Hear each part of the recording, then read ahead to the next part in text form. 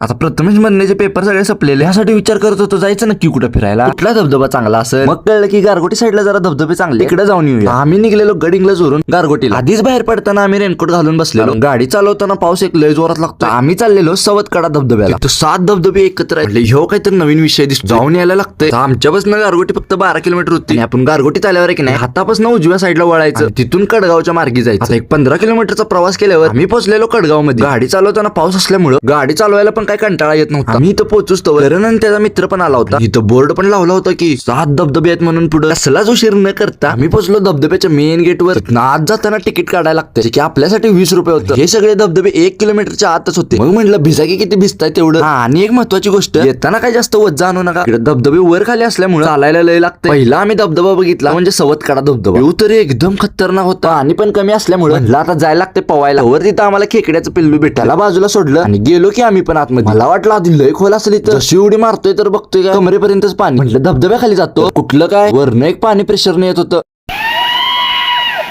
फक्त सवतकडा वॉटरफॉल एका साईडला, बाकीचे 5-6 वॉटरफॉल सलग वळीने. इथं बारके बारके धबधबे होते. इथं काय नको जायला, डायरेक्ट मोठ्या धबधब्याकडे जाऊया. इथनं आम्ही आलो जांभूळकडा वॉटरफॉल. बघतोय तर एक माणूस नव्हता धबधब्याखाली. म्हटलं बरं झालं.